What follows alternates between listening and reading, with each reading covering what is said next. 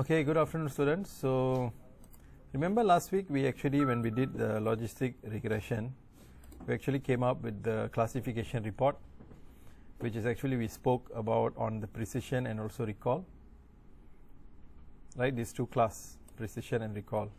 So we can actually see again, we just would like to revise on this. So precision means the ability of the model to be able to predict class 0 correctly.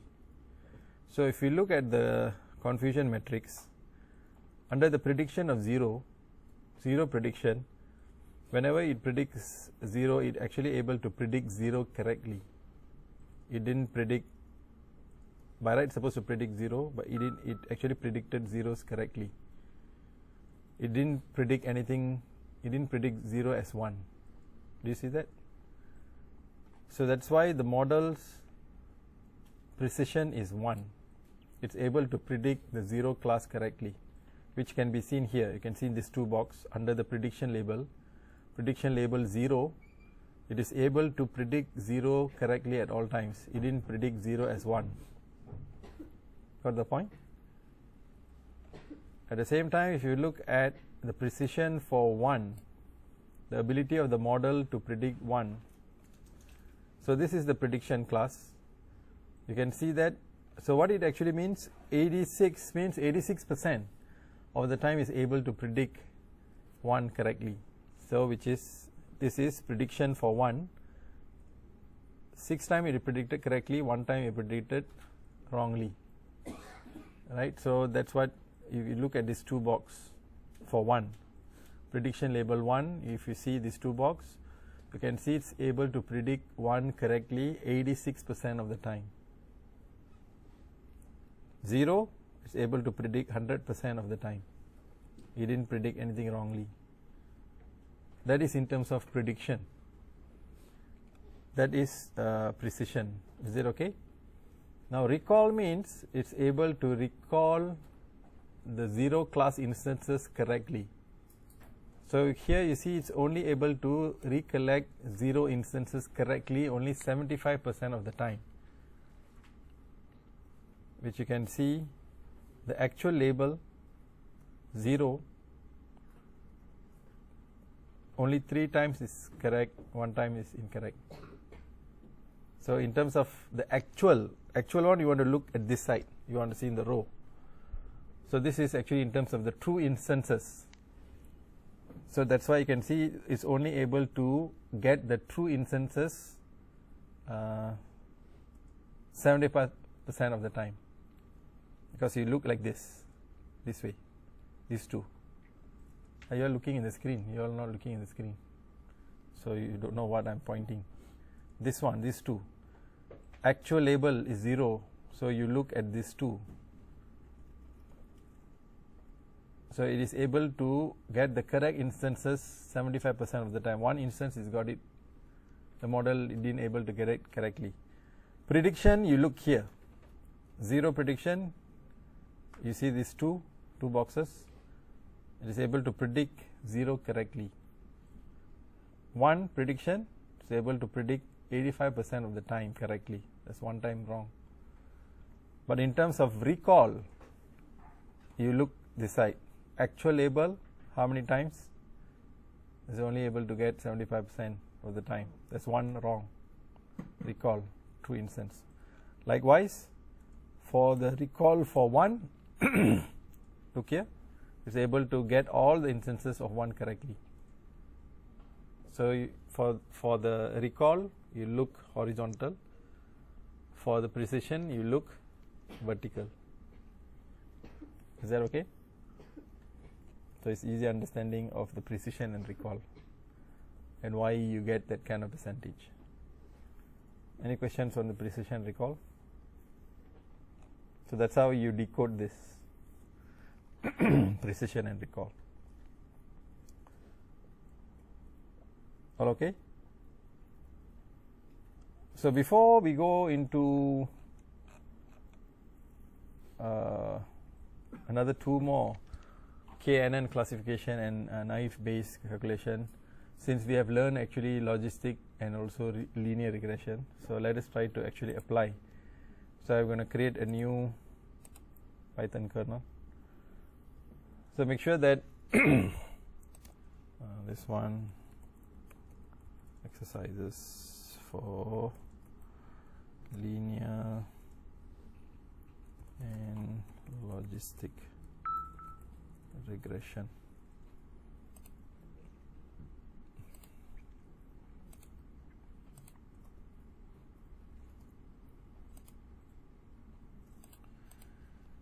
So let's try to make sure we're going to use these two data sets, which is the USA house pricing and also the IRIS. So make sure you put into the same folder.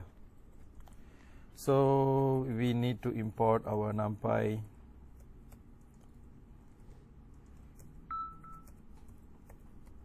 and we import our pandas, so all these libraries that we want to use.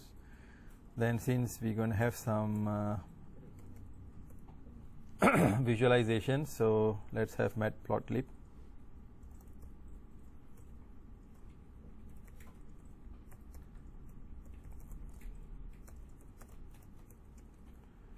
Then we are going to use the scikit-learn, so we need the linear regression, right? So let's actually from sklearn linear model. So we are going to import linear regression first, and from sklearn metrics, let's try to import the mean squared error matrix. Mean squared error, so we can actually evaluate the accuracy of our model. And this is something additional we didn't do in our previous one, but we spoke about splitting the data into test and also training data, right? So there's also a library sklearn. This is model selection. So we are going to import the train test split. So this allows us to train the data into training and splitting.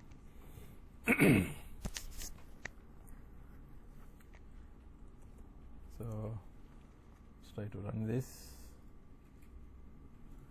So all okay so far. So step 1. So these are the steps that you're going to also work for your individual for the group project at a point. So load the data set. So we are going to use the housing data set, right? So let's use the housing price. So what is the command that you're going to type to read the file? Yes, we're going to use the pandas library. Yes, we're going to use the read CSV, and we are going to put the file name. Is that okay? So what is step 2? Step 2, we can explore the data. So few ways that you can actually explore the data.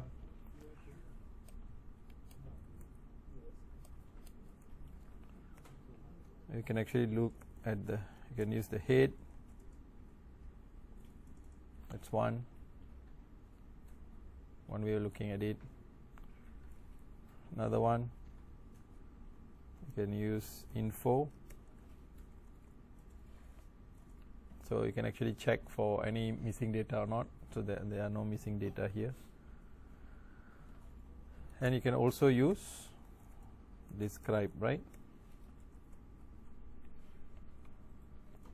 So this is already part of the steps that you're going to take for the exploration. So you can go up.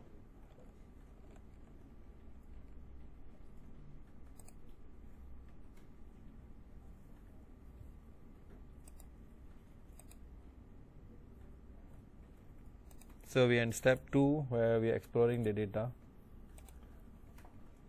So I use 3. One is head to actually see the data.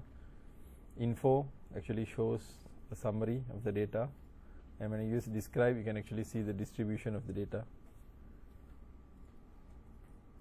So you need to look at the mean and also the 50% distribution, look for any outliers or things like that, so that you need to evaluate from your data.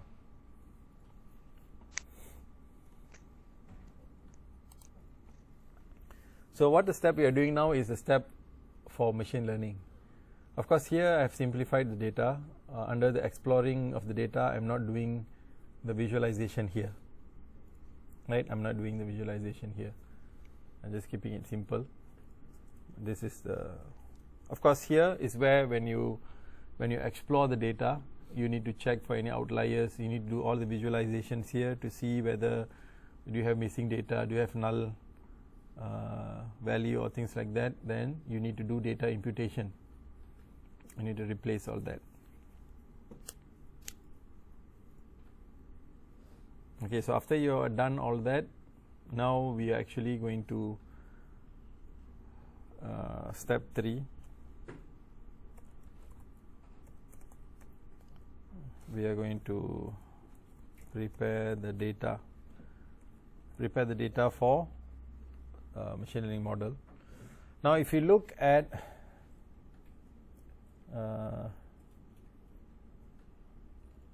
the data, when you explore the data, when you look at the head,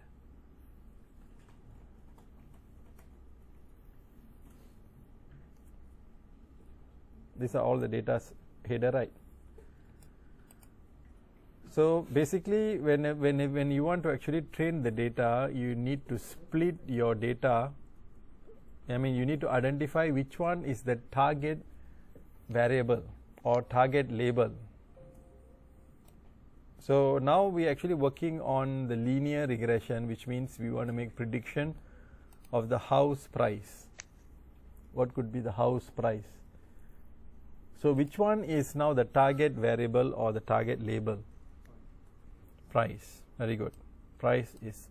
So this one you should exclude from your X. If you have, remember earlier we actually supply the model with X and Y, which is the feature variable. Feature variable means based on all the features that will be used to identify the target variable. So you have the feature, that's why they call it the feature selection.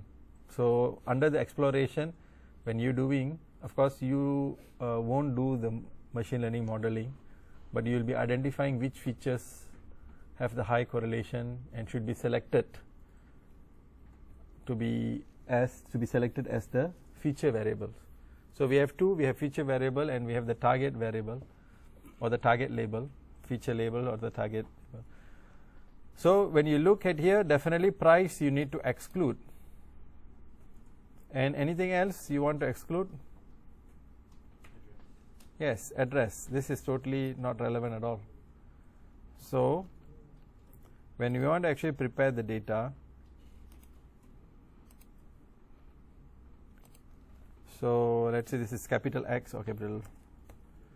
So we're going to have X and we're going to have Y.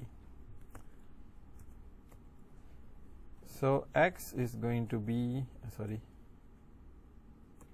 is going to be your features variable or features variable, and Y is going to be your target variable or label. So when you want to do the X, so you have the housing price, right? So under the housing price, actually you can choose all except for these two, right? Price and also the address. So you can use the option drop. This is where whatever all the feature earlier methods that you actually learn, you can actually apply. So we want to drop two variables. So one is sorry, one is price, make sure the spelling must be correct. Another one is address, and we are going to use the axis equals to 1. So what does axis equals to 1 means? Actual equals to 1 means you are selecting the column. Axis equals to 0 means you are selecting the row. So now you want to drop what? Row or column? The entire column. So that's why you put axis equals to 1. So now what happens? The x will be all the features in the data frame except for price and address will be removed, because you put axis equals to 1, so it will remove all the column. So axis equals to 1 means remove column, and this one is only one, right? So you can put housing price, and you can specify which is the target variable.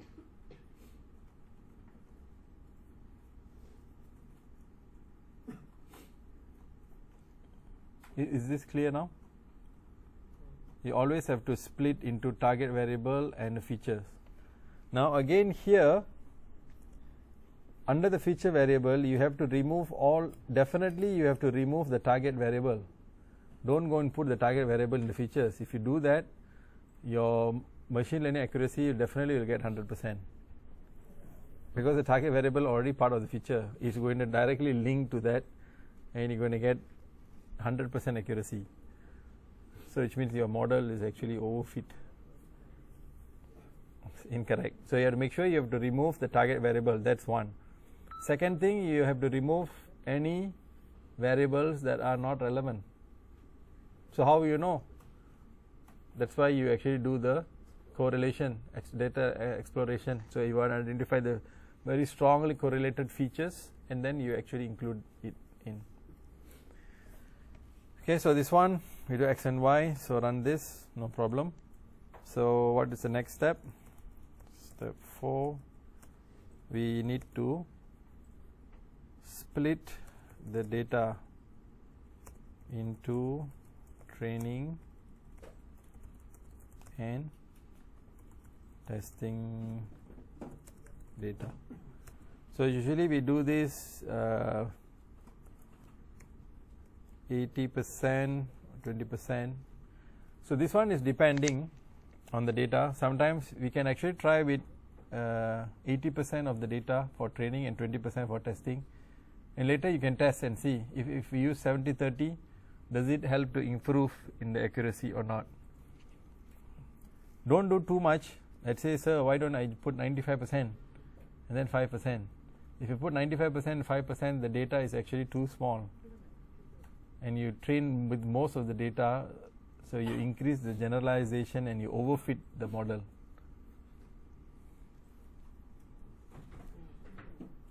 Okay, so this is what we actually want to do.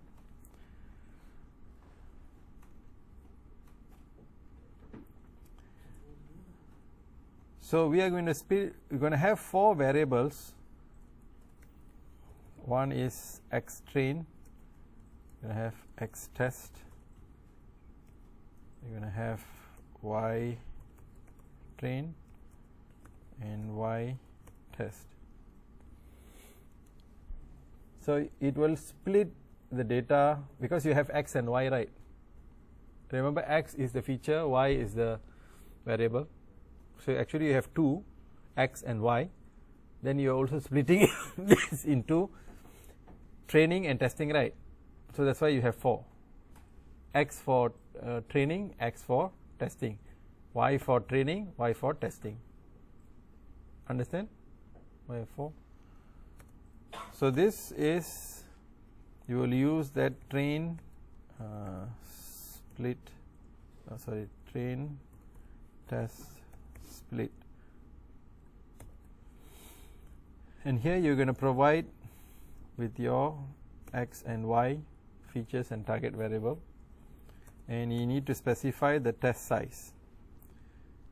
So if you are specifying what is the testing data size here? It's 20%, right? What is the testing? 20%, so you put 0.2. So you don't need to specify what is the training size, because the moment you specify testing data, yes. Report doesn't include step 3 and step 4. The report is only until step 2, but then I'm not including all the visualization here, which you all have to do, the visualization. We did what in our previous class. Do we have explanation? Of course you have to explain. Otherwise just simply put code without explanation. You have to explain what is your understanding from the variable or from the chart that you actually get. What do you see? So this is what we spoke, right? Dependency, independent variable, how do you identify that from the scatter matrix plot, right? Then we did the heat map to show what, and we actually did the annotation on the heat map to show in terms of numbers which one is highly correlated. Yeah, there's some in our in the notebook also, there's some explanation there, right? So something similar from how the data that you get, then you tell some story. Now what we're doing is we are trying to go through the entire step of machine learning. So of course here one thing I forgot to tell, why we actually choose linear regression. Actually in previous class I mentioned, if you want to make prediction of the price, and price is actually in terms of numeric, right? You can see price there is actually float. It's a continuous numeric value, right? And of course when you draw the plot, you can see it's the Gaussian distribution, which we saw in last class. You can see it's a Gaussian distribution, so which is okay, because the assumption that we take is we assume that the data are distributed. If the data are skewed, then your model also will be skewed, will have some biasness. So because we are going to make a prediction of a continuous variable, that's why we choose linear regression. Is that okay? So we have test size of this, then we're going to do the random state. So this random state, you can actually set not only 0, you can set any value. You can actually set any value, 20, 24, 23 and things like whatever. What is the function of this random state? This is, it actually allows you to, what it does is it ensures that each time when you run the code, you're able to get the same results. Because whenever you use this train, split or machine learning, there is some randomness value. Meaning to say that if you don't set the random state, maybe this time it will select the data from here, here, here, here. Next time when you run again, you will select here, here, different. So you will get different accuracy, different things like that. But just for the sake of debugging, and also if you want to share your code with someone else, in terms of reproducibility, not reproducibility, reproducibility.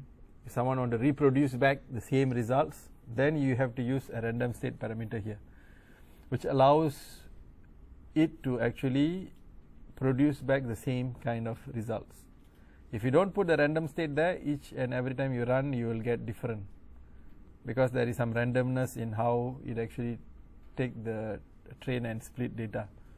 And also in machine learning also, when you use, so when you set the random state, then make sure that you get, so that is the purpose. So this value can be 0, can be 20, is just to initialize the random generator seed. So you can put 10, you can put whatever number, doesn't matter. But the moment you put that, each time you run, you'll able to get the same results. So let's run this, so no problem also. So next step, now we want to train the model. So we already split the data now. Now we need to supply the training data to the model, right, to train the model. So we're going to, sorry, I forgot to put this one.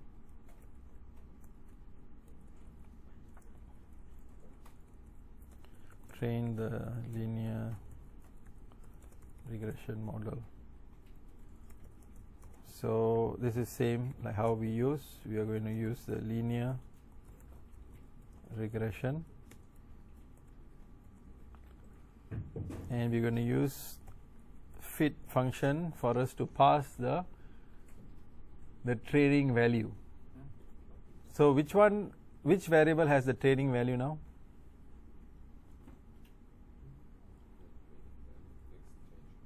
Yes, x train and yes, y train. So you provide the training data to the model. So you run this, so it trains the data. So next step is you're going to evaluate the model. So in order for us to evaluate the model, what we have actually done is we have only trained the model now. We have not even fed it with the testing data.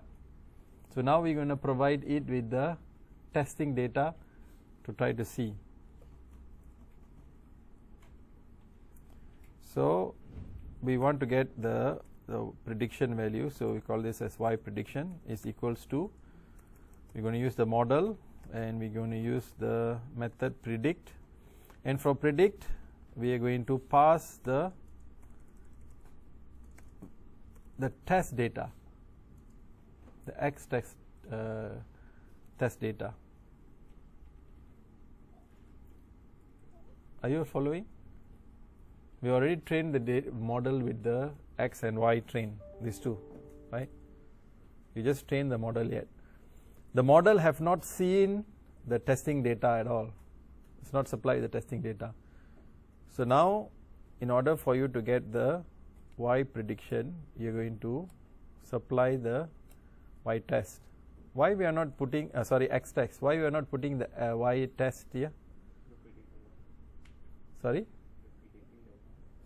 Yeah, we are predicting the y, so that we use this y prediction with the y test to see, then we use that as a measure of accuracy. So that's why we are not providing the y test here. We already have the y test. Now we're just going to provide the x test only to see you get y value right. This y value is where you're going to evaluate with the y test and see.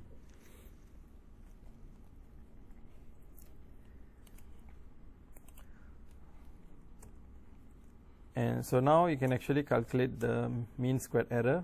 So we use just now we have the mean squared error, right?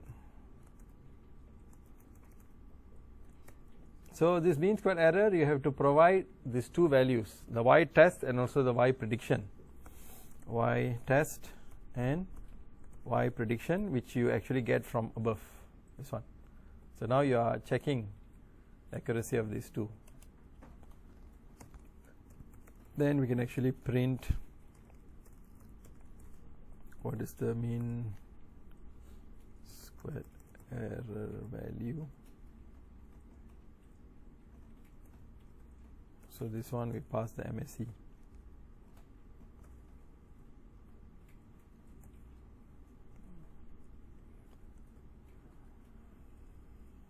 So optionally we can also print the coefficients and intercept.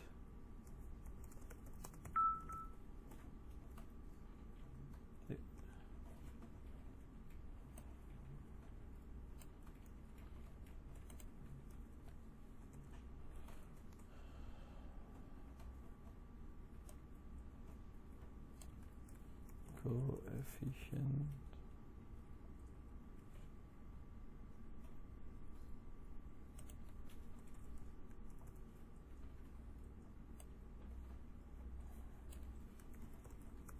intercept. Where do we get the coefficient? Do you remember?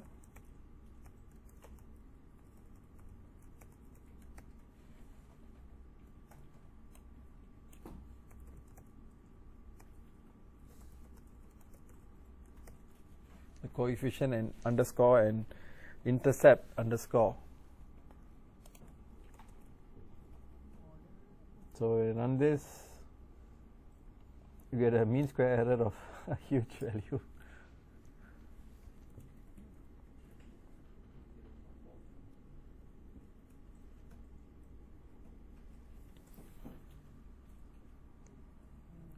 So in order for us to understand why we are getting such a huge mean square error, so let's try to plot. Did we import matplotlib just now? Okay, we have. So let's try to plot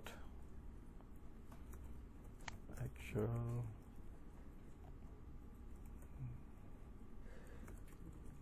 so we can use scatter. This will be y test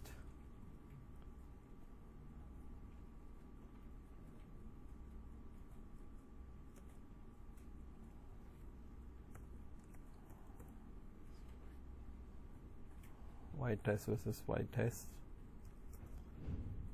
We can set different color.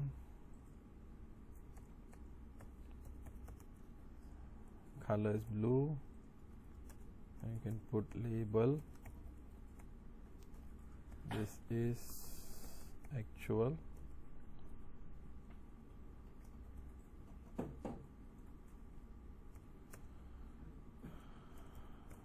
setting the alpha size 0.5, so it gives a circular see-through plot. This is for the predicted price.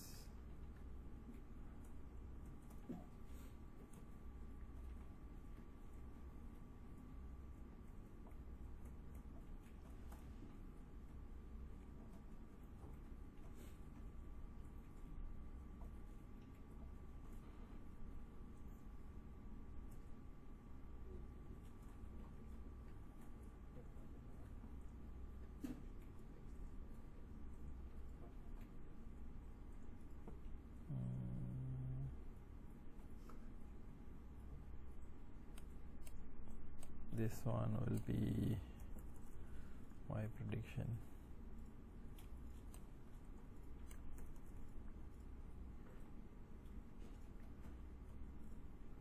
This will be predicted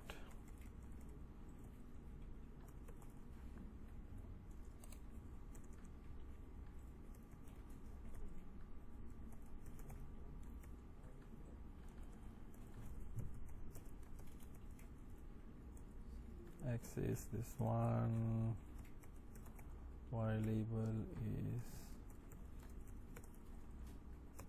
predicted prices.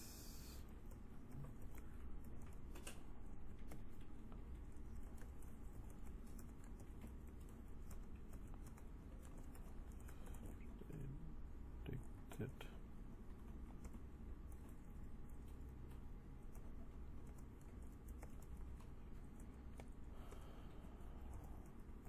can plot the legend.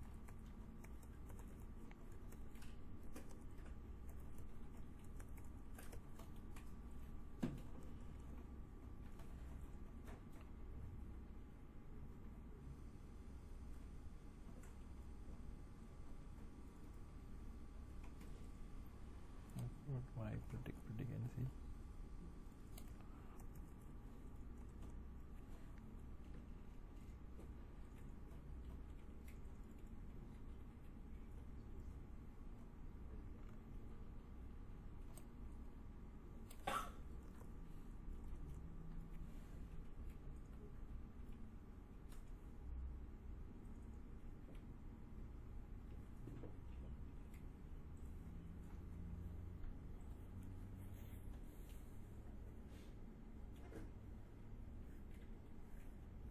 So we can actually see this a lot of variation from the actual price.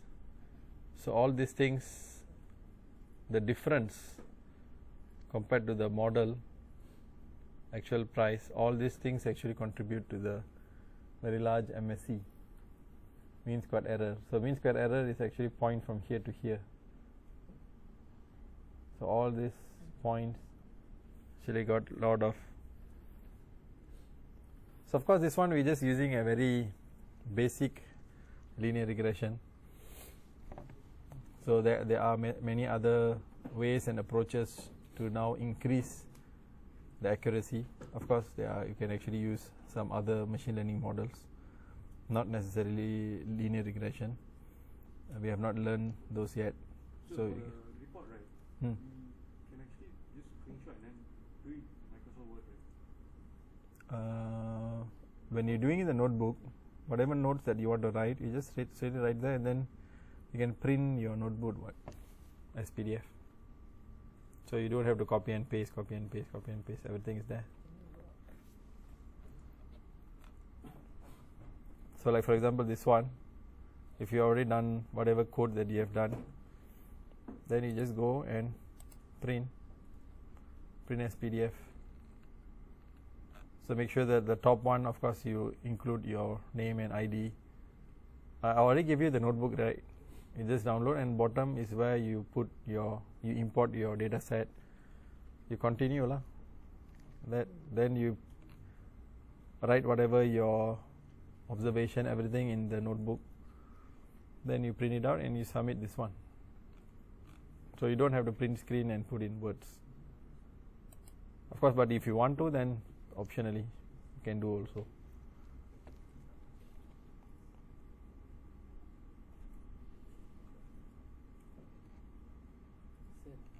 Yeah. Okay.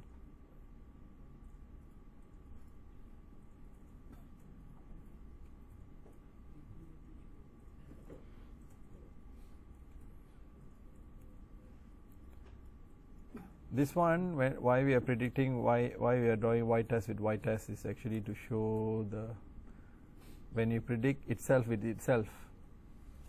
Remember the scatter plot? You actually get the linear Gaussian distribution, right? So when you plot itself, you get the linear model line. So the second one, we are actually predicting the y-test with the y prediction.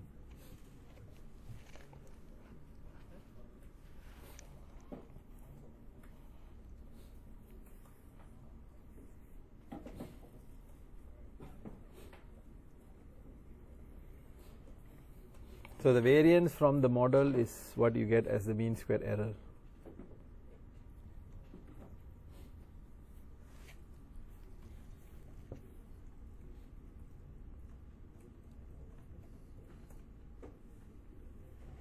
So what I want you all to actually capture from here is the approach that we actually take.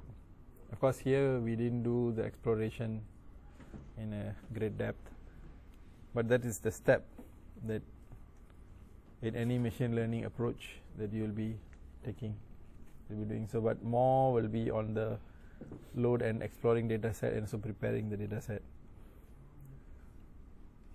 So this preparing the data set, there's some preparation of the data set which includes the data imputation and also removing the outliers and things like that. So you need to handle, if you have outliers, you need to handle all that before you come to this step of preparing the data. That means identifying the feature variables and also what is the target variable.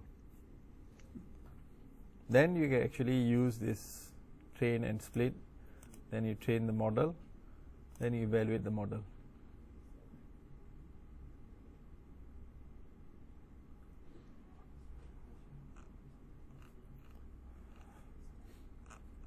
So this one is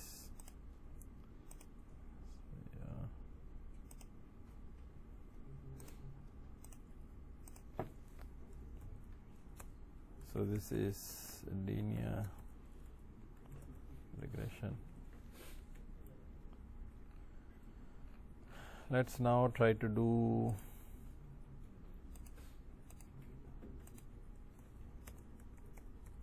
logistic regression. Okay, before we continue, you can take 5 minutes break. Okay, so we're going to continue with the logistic regression example. So this one we need to actually from sklearn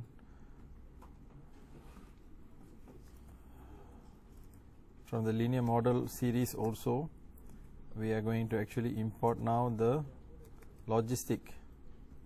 Just now it's linear, right? Now we're just going to include this one more extra. And because last class we actually did on the logistic regression, we actually also used the metrics, right? We actually used the sklearn metrics. We actually imported the accuracy score, remember? We actually used this, right?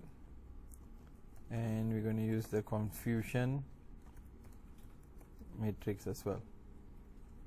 So these are the two things additional. Why I didn't import all the others, because we are in the same notebook. We have already imported that. So only these two doing. So again,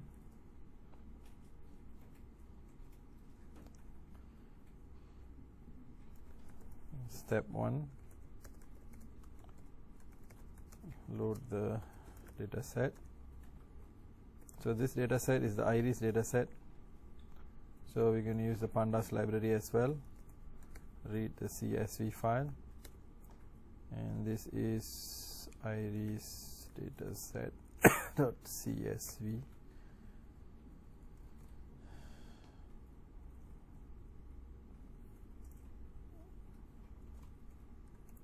Here I'm simplifying it even further. I am not doing the, okay, maybe we can explore the data a little bit.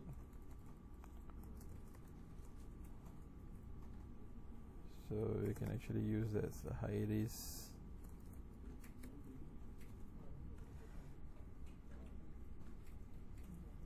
So you can see all this. Why I used iris head is because I want to see what are all the variables that are there. Again, here I simplified. I didn't do the describe and all these things to find out. So I'm just going to skip that. So step 3 is where we're going to prepare the data for model. So we're going to have the x and y, right? So okay, here what we want to do is we want to actually predict, but we want to predict the species. So if you look at the species actually has, it's not it's not a continuous numerical value. It's actually categorical. It's a nominal value, right? So because it's categorical, it's nominal. That's why we actually want to use logistic regression, not linear regression. You cannot use linear regression in this case. So what are the features that we actually want to take? All except for, well, we don't need the ID, right? It's just a unique identifier only. And yes, we need to remove these two. So we can do iris drop. We're going to drop the ID and species. We are going to move the entire column. And y it will be the target variable, which is the species.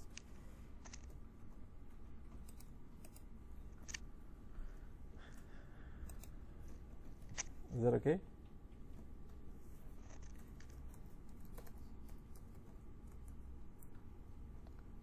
So what is step 4? What is step 4?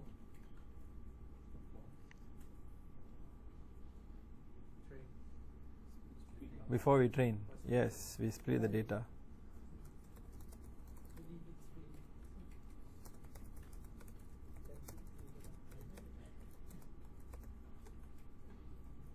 So this one we're going to use the same xtrain, xtest, y train, y test. You understand, right, why we have 4 variables? Train, test, and split. Here you're going to pass both x and y, and you're going to determine what is the test size. It says 20%, and again the random state. Let's say for now, just for a change, I'm just going to put 10. It doesn't matter.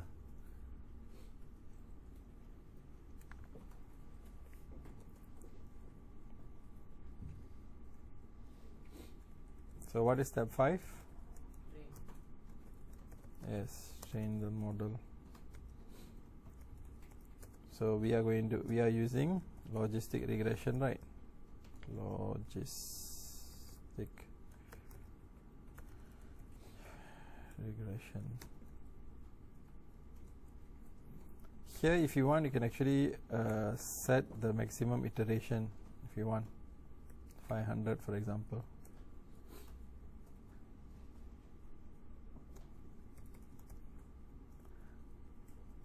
Okay, let's say when you actually get certain kind of accuracy and things like that, if when you want to iterate back,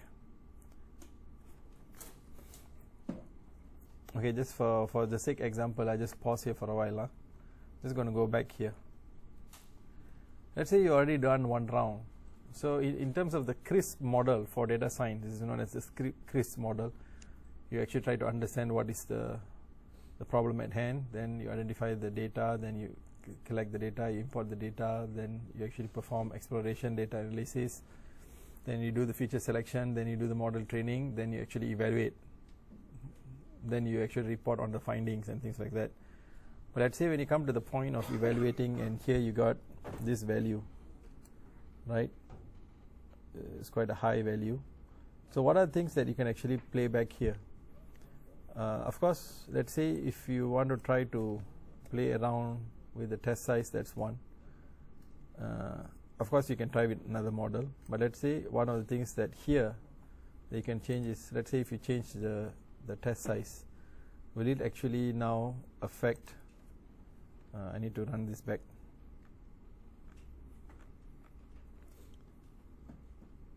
Housing is fine, describe is fine, this one I need to run back. And if I do this,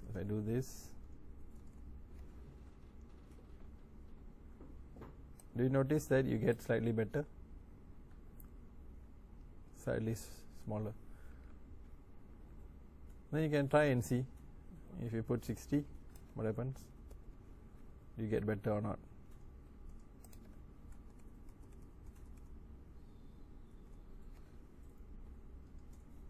Seems to get better.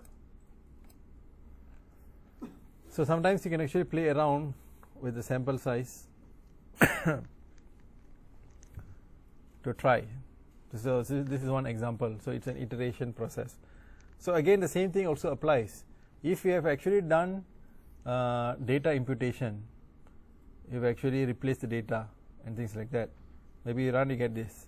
Then you can go back and say, what if I totally remove the row? What do I get? So like this, you can actually, it's an iteration process until you can try to get the best model. For, of course, linear regression is quite simple. When you use some other ANN or neural networks and things like that, there are more settings that you can actually play around and will determine the accuracy. And later point of time, you will see that when we use such neural networks and things like that, the computation time is longer, but maybe it will give a better results. So later we will see when we use different models for the same problem, are we getting better? Okay. So now going back to the linear regression. So here maybe you can change, now you have more parameters, maybe you can change the test size, maybe you can actually change the iteration, how many times you want to do the iteration. So you do the model fit, and you're going to provide with the X train data and also Y train data. Oops. Oh, sorry. Because I ran something just now, right? I run this back. Because earlier the same variable we are using, x, y train, so different size. So next is what?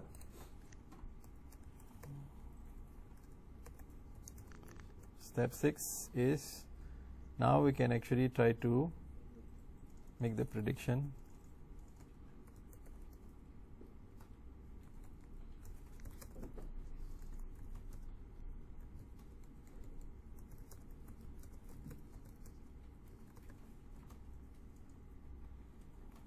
So we want to get the y prediction. So this is actually from the model predict, and you're going to provide the x test value.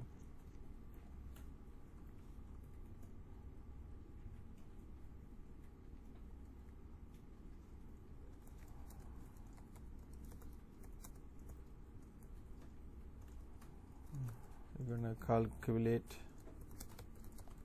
the accuracy. So this is accuracy of the model. So we can create a variable accuracy. Remember earlier we actually used the accurate score. Accurate.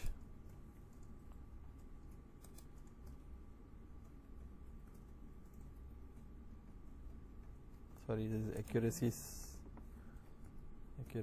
accuracy score. Always you have to provide the y test, and then only you provide the y predict. So then you can actually predict, then you can print what is the accuracy value.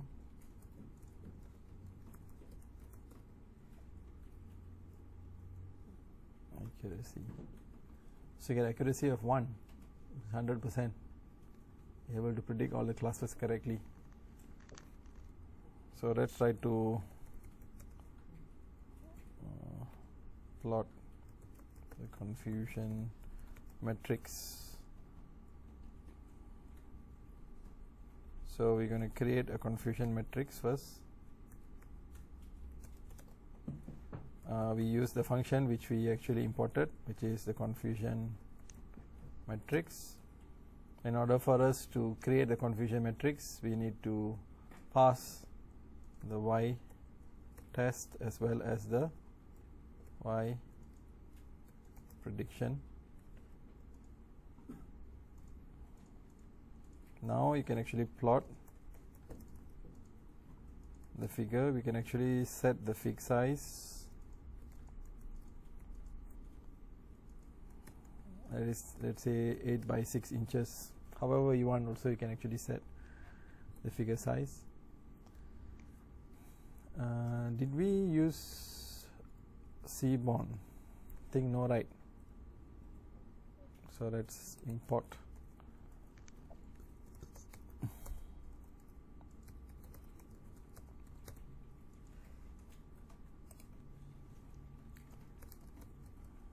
So heat map. So we're going to pass the value from the confusion matrix. Annotation true means it allows to print what is the the accuracy score. We can actually use the map colors, C map. We will use a shade of blue. FMT is actually the formatting, how you want the numbers to be formatted. So if we use G, it means it's a general formatting. Then we use the Y tick labels. So X ticks labels means each label in the X axis. So this one, what we can do is we can actually take from the iris data set, from the species column, and we can use this method known as unique. So under that column species, how many unique value you have, we actually will create that X ticks label.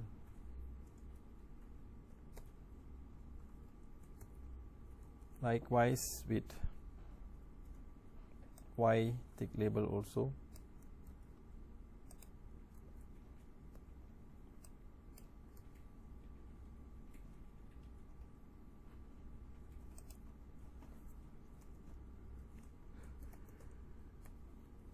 Then we can plot that x label. It can be predicted. Then plot y label. This is actual. We can give a plot title confusion matrix plot show.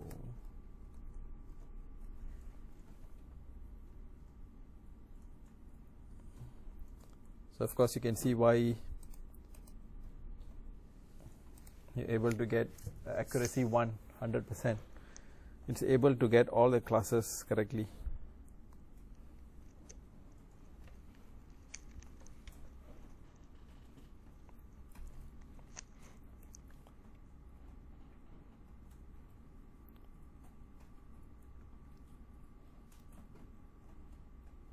Is that okay? So these are the two examples for linear and also logistic. Yes.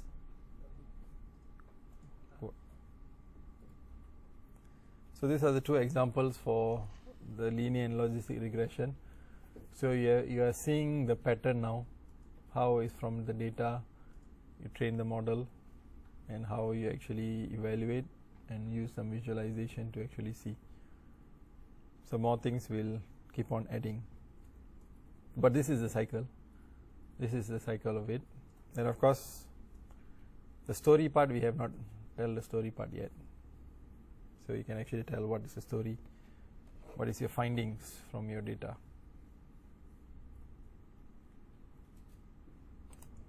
So we will try to continue with, that's I think with the Seaborn library, that's why it's not showing. So later point, try to upgrade the Seaborn library and see if it works. Otherwise we'll try to see how we can actually solve it.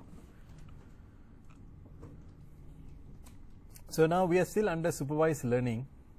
We are looking into classification. Again, under supervised learning, we always have a target label, target variable that we want to actually predict. So the first one's a linear.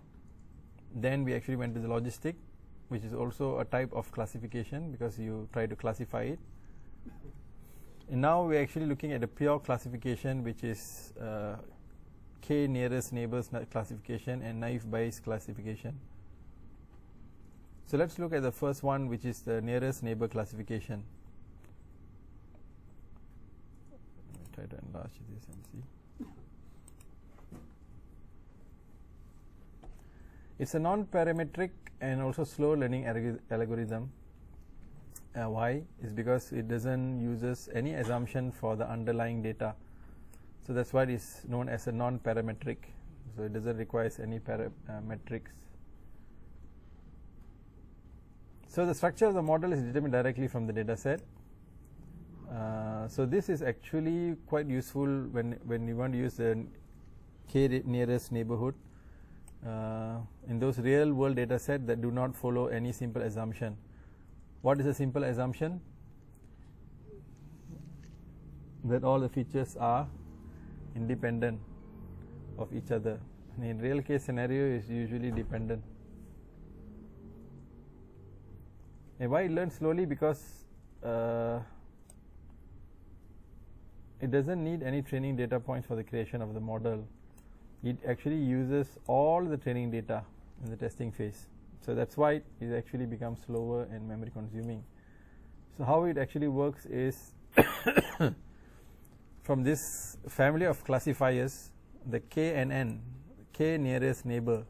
So for the nearest neighbor algorithm, k nearest neighbor, k is actually represents the number of nearest neighbor to consider for classification. So k is usually taken as a small odd number. So for example, you look at this example point. So let's say if you want to predict for the test point for this question mark. So let's say this is a new data, and you want to classify whether this data belongs to this class. There are two classes, assuming there are two classes here. There can be more than two classes. But this is for a simple explanation on how it actually classifies the new data.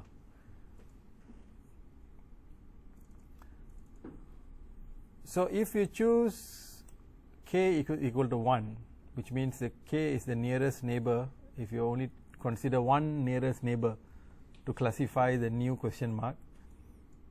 So what we do, we try to find one training example closest to this test point.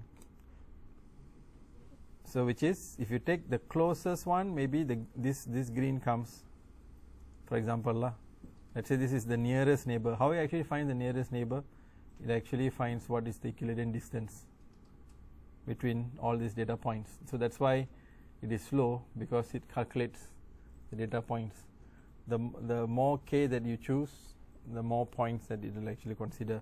And also if you have more points, it will have to calculate with all the nearest points to find out which one is the closest, and try to find out, if you say 3 nearest point, then it will have to find out which 3 are the closest. So in this case, if you choose k is equals to 1, it will actually find out what is the nearest point, which is, let's say in this case is class A. So it will classify this new one into class A. So based on the nearest neighbor. But 1 is, of course, is not a very good point. So for any other arbitrary point of k, we find a k closest point to the test point, and then we classify the test point by majority vote of its k neighborhood. So where is the new test point? Is it closer to? Each training point, the k closest points, votes for its class. So which class is closest to the new point? That will be like a voting to determine which class it will belong to. So the class with the most votes in the neighborhood is taken as a predicted class for the test point. To find the closest point, we find the distance between the points. So these are the steps to classify points. One, it will calculate all the distance. Then it will find what is the closest neighbors. Then it will vote for label. So if you choose k equal to 3, you will choose the 3 and you will see which one has the highest vote. So let's say if you want to implement KNN classifier, we actually have to import all those libraries.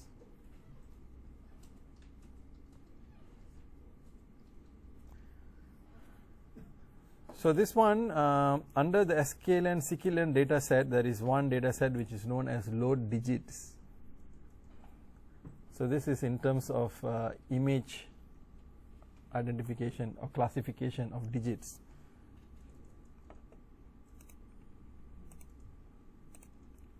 So this line, we are just importing this load digit, which is actually a ready-made data set within the scikit-learn. This one we have already learned before, right? Under the model selection, we import the train test split. And under the SK neighbors, earlier we actually used under the linear regression, right? Linear model, sorry. Under the linear model, we actually imported one linear regression, another one we imported the logistic regression. Under the scikit-learn neighbors library, we are importing the k neighbors classifier. Then this one we import the metrics. This is Seaborn and also matplotlib. So first we actually load the digit data sets, and then we split into test and training sets. So the first one, let's say digits equals to, we are loading into our data frame, into our memory,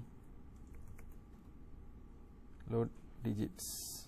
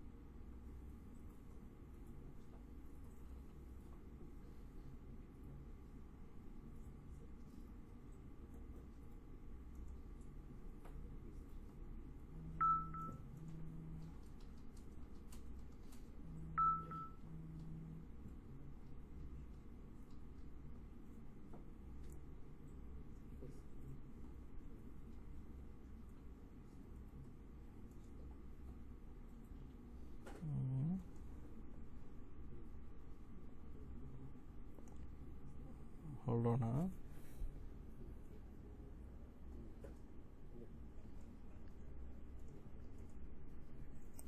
Just added this one code because I just wanted to plot the digit from here to here, so that you can have an idea of what kind of data that you're actually playing with. So we actually loaded the load digits, right? So this one is to display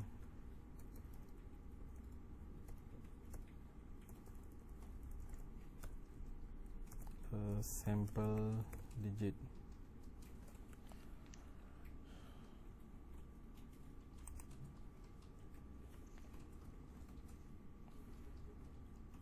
So this one we actually under the digits, this one is a digit index, means we are just setting each number got its own index. So 0 means index 0. So if you want to display number 1, then you use index 1. So under the digits we're going to get the images and we're going to specify the index. So this one we're just plotting the digit. So if we put 1 and if you try to, I remove the bottom one. So if you run this, you get digit 1. If you choose another index, 4 for example, number 4, digit 4. So this is actually from the load digits data set. So this part just wanted you all to see how the data looks like.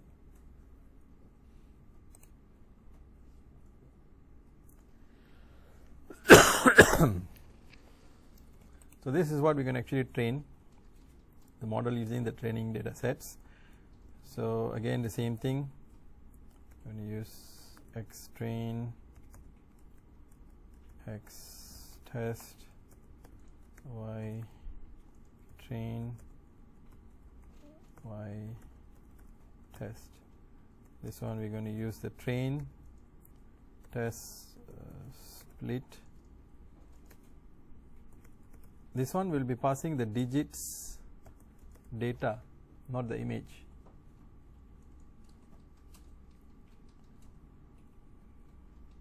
So the digits data is actually consist of the numbers which defines the color, this grayscale color.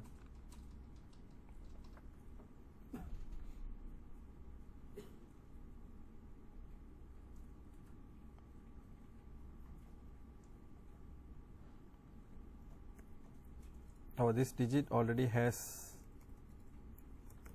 the data and also for the target variables.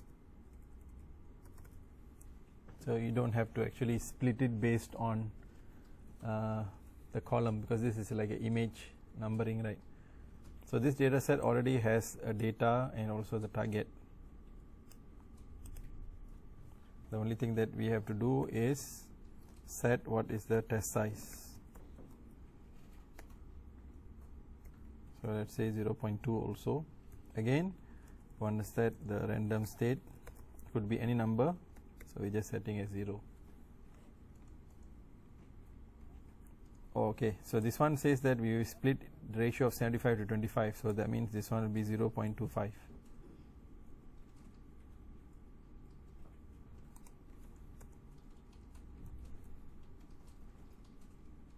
Then we're going to use the KNN model for training the input and output variables. So this is the same like how we did before, but this one is K neighbors classifier, where we're going to specify neighbors. Take note of the spelling. Let's say we can specify the neighbors 3. Then we're going to do the model. We're going to fit both the X train and also the Y train value. Then we're going to do the prediction output. Let's say we have the confusion matrix. We are using the confusion matrix. We're going to straight away pass the y test, and we're going to pass what is the y prediction. This is the same like how we did before, just that we didn't specifically define y prediction.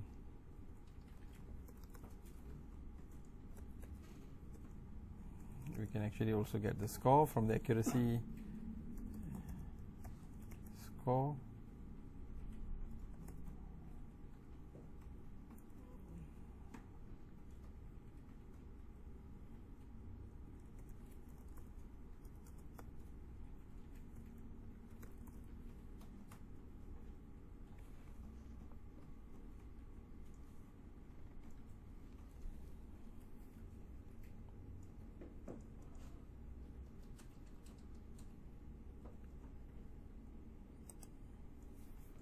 So this one, sorry, I have to type back again because I deleted this now. Fixed size, setting as 9. We're going to use the Seaborn heat map. We're going to pass the confusion matrix. Excuse me. Annotation, I'm going to set it as true.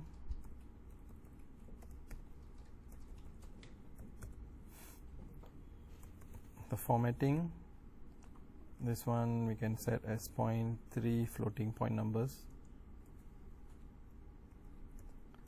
You can set what is the line width, 0.5. Square, when we set as true. The square true means it will always ensure that your heat map is actually, no matter how many rows or you have, it will make sure that every box is equal square. Then we use a C map, use yellow, green, blue combination. So plot y label,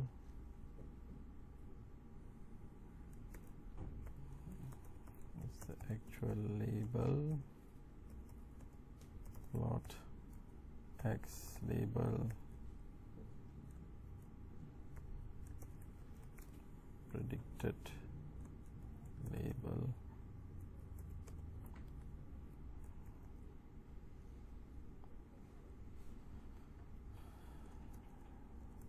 sample goes to accuracy score.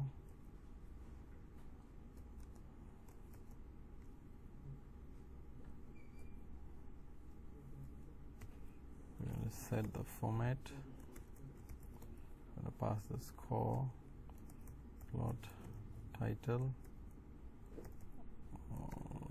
sample title. You're going to set the size 15.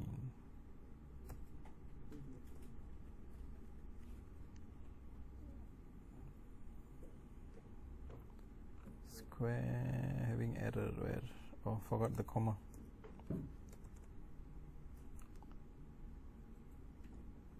No attribute target.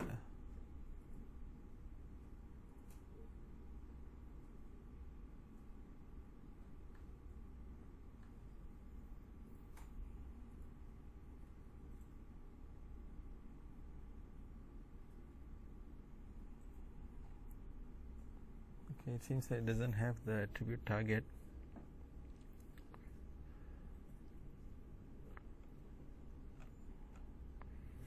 Okay, never mind. I try to check and see.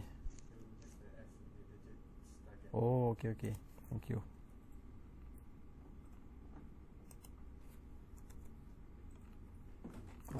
Thanks.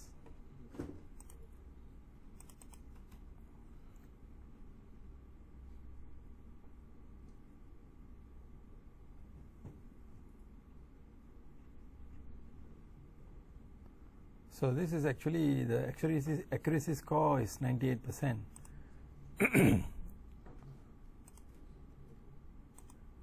So you can see the label, it has number 0 until 9.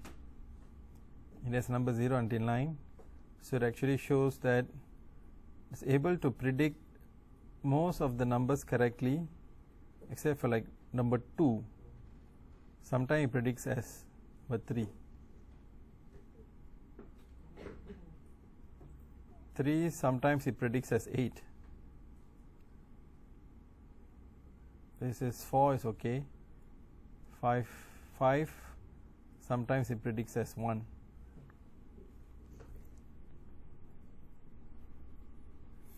That is because in terms of the density of the colors and the data, it looks quite similar, right?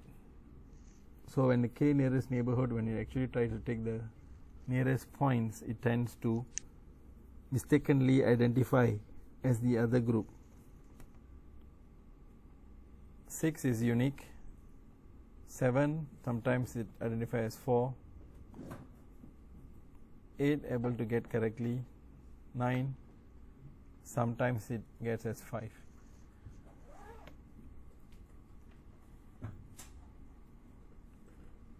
So this is actually using the k nearest neighbor classifier, how it actually able to classify the numbers based on the data set.